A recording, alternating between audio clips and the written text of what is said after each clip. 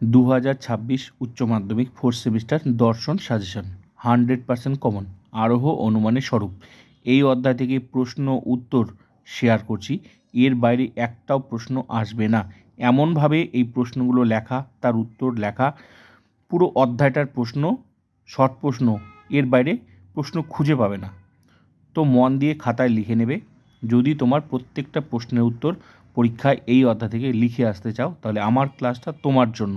সঙ্গে logic class থেকে শুরু করে প্রত্যেকটা ক্লাস প্লেলিস্ট ভিজিট করো, সব পেয়ে যাবে। শর্ট প্রশ্নের জন্য তোমরা দেখো, প্রথম প্রশ্ন, আরোহ অনুমান কাকে বলে? আমি বলছি উত্তর সহ। কয়েকটি বিশেষ দৃষ্টান্ত পর্যবেক্ষণ করে প্রকৃতির একরূপতা ও কার্যকারণ নীতির উপর ভিত্তি করে একটি সার্বিক সংশ্লেষক বচন প্রতিষ্ঠা করাকে আরোহ অনুমান বলে। নেক্সট প্রশ্ন, সামান্যীকরণ বলতে কী বোঝো? কতগুলি বিশেষ মূর্ত দৃষ্টান্ত পর্যবেক্ষণ করে সমজাতীয় সমগ্র বিষয়ের বিমূর্ত ধারণা গঠনের মানসিক প্রক্রিয়াকে সামান্যীকরণ বলে। নেক্সট প্রশ্ন, আরোহ অনুমান সংক্রান্ত লাভ বা ঝাঁপ কাকে বলে?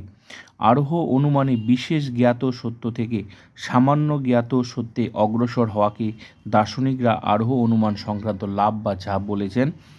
আরোহ অনুমানের স্তর বিভাগগুলি উল্লেখ করো।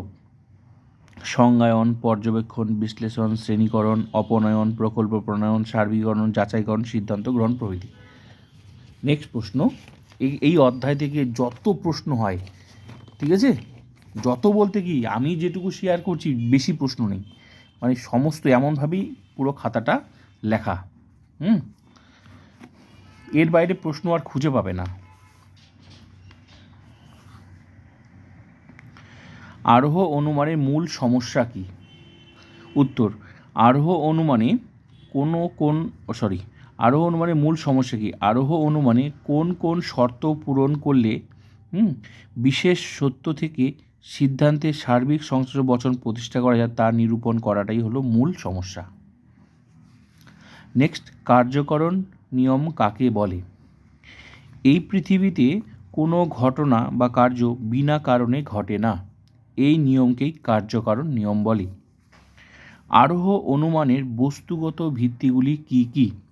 উত্তর, পর্যবেক্ষণ ও পরীক্ষণ। নেক্সট, পর্যবেক্ষণ কি? নির্দিষ্ট কোনো উদ্দেশ্য নিয়ে কোনো কিছু প্রত্যক্ষ করাই হলো পর্যবেক্ষণ। নেক্সট প্রশ্ন, পরীক্ষণ কি? কৃত্রিম পরিবেশে কোনো বিষয়কে বিশ্লেষণ করাই হলো পরীক্ষণ। প্রকৃতির একরূপতা নীতি কাকে বলে? যে নীতি অনুসারে প্রকৃতি সম অবস্থায় সম আচরণ করে তাকেই প্রকৃতির একরূপতা নীতি বলে। নেক্সট প্রশ্ন, তথাকথিত আরোহ অনুমান কাকে বলে? যে আরোহ অনুমানের মধ্যে প্রকৃত আরোহ অনুমানের কোনো না কোনো বৈশিষ্ট্যের অভাব থাকে তাকে তথাকথিত আরোহ অনুমান বলে। নেক্সট, বৈজ্ঞানিক আরোহ অনুমান কি? প্রকৃতির একরূপতা ও কার্যকরণ নীতির ভিত্তিতে সিদ্ধান্তে বিশেষ থেকে সামান্য বচনের প্রতিষ্ঠাকরণকেই বৈজ্ঞানিক আরোহ অনুমান বলা হয়। নেক্সট প্রশ্ন, বৈজ্ঞানিক আরোহ অনুমানের উদাহরণ দাও। রাম বুদ্ধিমান, শ্যাম বুদ্ধিমান, যদু বুদ্ধিমান, মধু বুদ্ধিমান, অতএব সকল মানুষ হয় বুদ্ধিমান। নেক্সট প্রশ্ন, বৈজ্ঞানিক আরোহ ও আরোহের লক্ষ্য কী?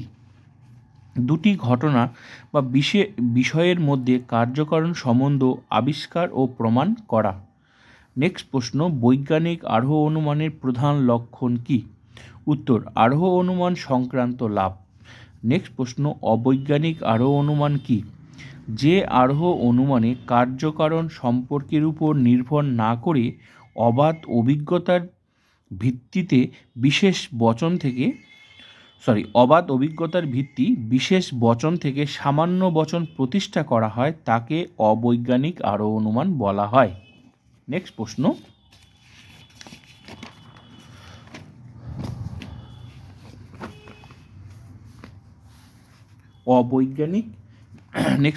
অবৈজ্ঞানিক আরোহ অনুমানের উদাহরণ দাও। লৌকিক বা অলৌকিক আরোহ অনুমানের উদাহরণ দাও। একই প্রশ্ন, এটা এইভাবে আসতে পারে, ওইভাবে আসতে পারে। যত সাপ দেখেছি তাদের সবকটি বিষাক্ত, এর প্রথম লাইন। দ্বিতীয়, আজ পর্যন্ত বিষহীন সাপ দেখিনি, দ্বিতীয় লাইন। তৃতীয় লাইন, অতএব সব সাপ হয় বিষাক্ত। নেক্সট প্রশ্ন, অবৈজ্ঞানিক আরোহকে লৌকিক আরোহ বলা হয় কেন? উত্তর, অবৈজ্ঞানিক আরোহ অনুমান সাধারণ মানুষের মতো কার্যকারণ সম্বন্ধ নির্ণয় না করেই অবাধ অভিজ্ঞতার উপর ভিত্তি করে সিদ্ধান্ত গঠন করে বলে একে লৌকিক আরোহ বলা হয়। নেক্সট প্রশ্ন, অবৈধ সামান্যীকরণ দোষ কী? অবৈজ্ঞানিক আরোহ অনুমানে কেবল অবাধ অভিজ্ঞতার ভিত্তিতে সার্বিক সংশ্লেষক বচন প্রতিষ্ঠা করা হয়। এর ফলে যে দোষের সৃষ্টি হয় তাকে অবৈধ সামান্যীকরণ দোষ বলে। নেক্সট প্রশ্ন, অবৈজ্ঞানিক আরোহ অনুমানকে কি মূল্যহীন বলা যায়? উত্তর, না, কারণ আমরা দৈনন্দিন জীবনে কার্যকারণ নিয়মের উপর নির্ভর না করে অনেক সময় অবাধ অভিজ্ঞতার ভিত্তিতে সিদ্ধান্তে উপনীত হই। নেক্সট প্রশ্ন, অপূর্ণ বা সরল গণনামূলক আরোহ অনুমান কি? যে আরোহমূলক অনুমানে দুটি ঘটনার মধ্যে নিয়মিত অবস্থান লক্ষ্য করে সামান্যীকরণ করা হয় তাকে অপূর্ণ বা সরল গণনামূলক আরোহ অনুমান বলে। নেক্সট প্রশ্ন, পূর্ণ গণনামূলক আরোহ অনুমান কাকে বলে? উত্তর, যে অনুমানে আমরা সমস্ত দৃষ্টান্ত পর্যবেক্ষণ করে একটি সার্বিক সংশ্লেষক বচন প্রতিষ্ঠা করি তাকে পূর্ণ গণনামূলক আরোহ অনুমান বলে। নেক্সট প্রশ্ন, উপমা যুক্তি কাকে বলে বা সাদৃশ্যমূলক আরোহ অনুমান কি? উত্তর, যে প্রকার আরোহ অনুমানে দুই বা ততোধিক বস্তুর মধ্যে কয়েকটি বিষয়ে সাদৃশ্য লক্ষ্য করে অপর কোনো বিষয়ে তাদের মধ্যে সাদৃশ্য আছে বলে অনুমান করা হয় তখন তাকে সাদৃশ্যমূলক আরোহ অনুমান বা উপমা যুক্তি বলে। নেক্সট, উপমা যুক্তি কত প্রকার ও কী? দুই প্রকার, ভালো উপমা যুক্তি ও মন্দ উপমা যুক্তি। নেক্সট প্রশ্ন, ভালো বা উত্তম উপমা যুক্তি কাকে বলে? যে উপমা যুক্তিতে দুটি বিষয়ের মধ্যে গুরুত্বপূর্ণ প্রাসঙ্গিক সাদৃশ্য বর্তমানে থাকে এবং তারই ভিত্তিতে কোনো সিদ্ধান্ত গ্রহণ করা হয় তাকে ভালো বা উত্তম উপমা যুক্তি বলে। এখান থেকে এই অধ্যায় থেকে পুরো অধ্যায়ের শর্ট প্রশ্নগুলো আমি তোমাদের সামনে তুলে ধরছি, তাই যদি এই অধ্যায় থেকে প্রত্যেকটা প্রশ্নের উত্তর মুখস্থ করে আসতে হয় 100, তাহলে অবশ্যই আমার এই পুরো সাজেশন পুরো এই অধ্যায়টার করবে। বাকি প্রত্যেকটা অধ্যায়ের ক্লাস তোমরা প্লেলিস্ট ভিজিট করে দেখে নেবে। নেক্সট প্রশ্ন, ভালো বা উত্তম উপমা যুক্তি উদাহরণ দাও। উত্তর, প্রথম লাইন, রাম ও শ্যাম দুজনেরই রক্তে ম্যালেরিয়ার জীবাণু পাওয়া গেছে। দ্বিতীয় লাইন, রাম কুইনাইন খেয়ে ভালো হয়েছে, অতএব শ্যামও কুইনাইন খেয়ে ভালো হবে। নেক্সট প্রশ্ন, মন্দ উপমা যুক্তি কাকে বলে? যে উপমা যুক্তিতে দুটি বিষয়ের সাদৃশ্য নিছকই আকস্মিক, বাহ্যিক, অপ্রাসঙ্গিক ও কম গুরুত্বপূর্ণ হয় তারই ভিত্তিতে কোনো সিদ্ধান্ত গ্রহণ করা হয় তাকে মন্দ বা দুষ্ট উপমা যুক্তি বলা হয়। নেক্সট প্রশ্ন, মন্দ উপমা যুক্তি একটি উদাহরণ দাও। কুকুর ও চেয়ার উভয়েরই 4টি পা আছে, কুকুর কামড়াতে পারে, অতএব চেয়ারও কামড়াতে পারে। নেক্সট প্রশ্ন, ভালো ও মন্দ উপমা যুক্তির মধ্যে পার্থক্য করো। ভালো উপমা যুক্তির ভিত্তি হলো প্রাসঙ্গিক সাদৃশ্য এবং মন্দ উপমা যুক্তির ভিত্তি হলো অপ্রাসঙ্গিক সাদৃশ্য। উপমা শব্দটির আক্ষরিক অর্থ কী? সাদৃশ্য বা মিল। নেক্সট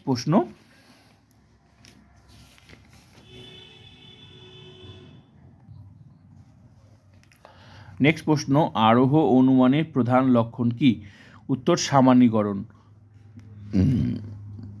দেখো, কিছু প্রশ্ন থাকবে এক কথায় থাকবে, তো এক কথাও থাকবে, কিছু লিখতে হবে।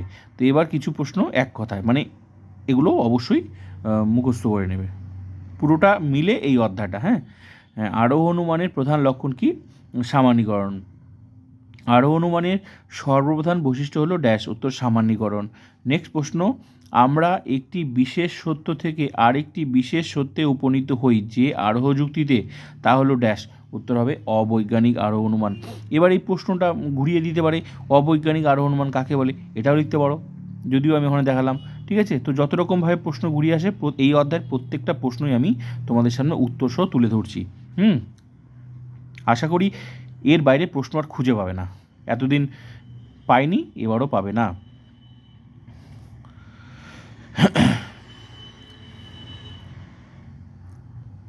নেক্সট প্রশ্ন, বিশেষ বিশেষ ঘটনার মাধ্যমে সামান্য নিয়মে উপনীত হওয়াই হলো আরোহ অনুমান, এটি বলেছেন ড্যাশ, উত্তর জয়েস। নেক্সট প্রশ্ন, আরোহ অনুমানে সামান্যীকরণের মাধ্যমে যে বচন প্রতিষ্ঠা করা হয় তা হলো ড্যাশ, উত্তর সামান্য সংশ্লেষক বচন। হ্যাঁ, তো এবার কত রকমভাবে প্রশ্ন আবার ঘুরিয়েও আসতে পারে, সেই প্রশ্নগুলো রিপিট হতে পারে। রিপিট বলতে কি, ওই প্রশ্নটা হয়তো অন্য রকমভাবে আসতে পারে, সেটাও আমি তোমাদের সামনে এই অধ্যায়ে তুলে ধরছি, ঠিক আছে। নেক্সট প্রশ্ন, উপমা যুক্তির সিদ্ধান্ত সম্ভাব্যতা সবচেয়ে গুরুত্বপূর্ণ শর্ত কী, উত্তর হচ্ছে প্রাসঙ্গিকতা। কিছু কিছু প্রশ্ন এক কথায় আসে ঘুরিয়ে, তো ঘুরিয়ে কীভাবে আসে সেটাও আমি তোমাদের সামনে তুলে ধরছি। তো সব ধরনের শর্ট প্রশ্নে যত ধরনের প্রশ্ন আসে প্রত্যেকটা প্রশ্ন এই অধ্যায় থেকে তোমাদের সামনে তুলে ধরছি। আরোহ অনুমানে জানা থেকে অজানাতে যাওয়াকে কি বলে, উত্তর হবে আরোহমূলক ঝাঁপ। নেক্সট প্রশ্ন, লৌকিক আরোহের আকারগত ভিত্তি ড্যাশ, উত্তর হচ্ছে দৃষ্টান্তের গণনা। এবার নেক্সট প্রশ্ন,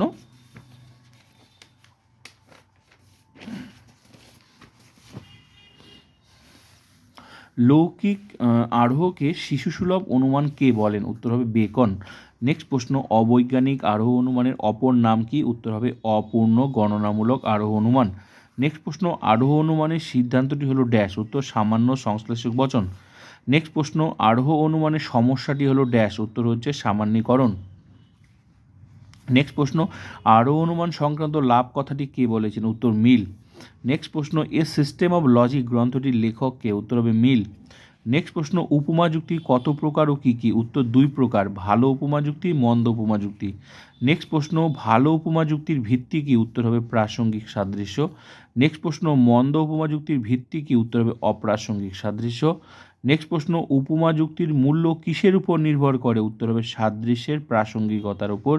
নেক্সট প্রশ্ন, কোন প্রকার আরোহ অনুমানে আমরা বিশেষ থেকে বিশেষ সিদ্ধান্ত গ্রহণ করে থাকি, উত্তর হবে উপমা যুক্তিতে। নেক্সট প্রশ্ন, উপমা যুক্তির ভিত্তি কি, উত্তর দুই বা ততোধিক ব্যক্তি বা বস্তুর মধ্যে অসম্পূর্ণ সাদৃশ্য। নেক্সট প্রশ্ন, উপমা যুক্তি কিরূপ বচন প্রতিষ্ঠা করে, বিশেষ বচন প্রতিষ্ঠা করে। নেক্সট প্রশ্ন, উপমা শব্দটির আক্ষরিক অর্থ কি, উত্তর সাদৃশ্য বা মিল। এই প্রশ্নগুলো পড়লে শর্ট প্রশ্ন কমপ্লিট, তোমাদের শর্ট প্রশ্ন নিয়ে আর কোনো চিন্তা নেই, 100% পেয়ে যাবে। আরোহ অনুমানের লাভকে অন্ধকারে ঝাঁপ দেওয়া কে বলেন, উত্তর মিল। নেক্সট প্রশ্ন, আরোহ অনুমানের ভিত্তি কয় প্রকার ও কী, উত্তর হচ্ছে দুই প্রকার, আকারগত ভিত্তি, বস্তুগত ভিত্তি। নেক্সট প্রশ্ন, আরোহ অনুমানের আকারগত ভিত্তিগুলি কী কী, কার্যকারণ সম্পর্ক এবং প্রকৃতির একরূপতা নীতি। নেক্সট প্রশ্ন, আরোহ অনুমানের বস্তুগত ভিত্তিগুলি কী কী, উত্তর পর্যবেক্ষণ ও পরীক্ষণ। নেক্সট প্রশ্ন, আরোহ অনুমানের মূল্যায়নের একটি মানদণ্ড উল্লেখ করো, উত্তর হচ্ছে দৃষ্টান্তের সংখ্যা। নেক্সট প্রশ্ন, মিলের মতে আরোহ অনুমান কত প্রকার ও কী, উত্তর দুই প্রকার, তথাকথিত আরোহ অনুমান, প্রকৃত আরোহ অনুমান। নেক্সট প্রশ্ন, মিলের মতে তিন প্রকার প্রকৃত আরোহ যুক্তি কী কী, বৈজ্ঞানিক আরোহ, অবৈজ্ঞানিক আরোহ, উপমা যুক্তি। ব্যাস, আর কয়টা প্রশ্ন, তাহলে এই অধ্যায় কমপ্লিট। আর মাত্র কয়টা প্রশ্ন, ব্যস্ত হয়ে গেছে, তাহলে শর্ট প্রশ্ন নিয়ে আর কোনো চিন্তা নেই। বৈজ্ঞানিক আরোহ অনুমানে কোন বচন প্রতিষ্ঠা করা হয়, সামান্য সংশ্লেষক বচন। নেক্সট প্রশ্ন, বৈজ্ঞানিক আরোহের সিদ্ধান্তে কি বচন, উত্তর হচ্ছে সার্বিক সংশ্লেষক বচন। নেক্সট প্রশ্ন, বৈজ্ঞানিক আরোহ অনুমানের আকারগত ভিত্তিগুলি কি কি, উত্তর হচ্ছে প্রকৃতির একরূপতা নীতি ও কার্যকর নিয়ম।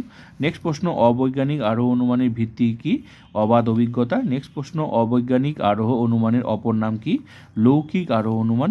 নেক্সট প্রশ্ন, অবাধ অভিজ্ঞতার ভিত্তিতে সামান্যীকরণ কি দোষ হয়, অবৈধ সামান্যীকরণ দোষ। নেক্সট প্রশ্ন, লৌকিক আরোহ অনুমানের অপর নাম কি, অপূর্ণ গণনামূলক আরোহ অনুমান। নেক্সট প্রশ্ন, অপূর্ণ গণনামূলক আরোহের ভিত্তি কি, উত্তর হচ্ছে প্রকৃতির একরূপতা নীতি ও পর্যবেক্ষণ। নেক্সট প্রশ্ন শেষ, আর দুই তিনটা। সাদৃশ্য অনুমানের অপর নাম কি, উপমা যুক্তি।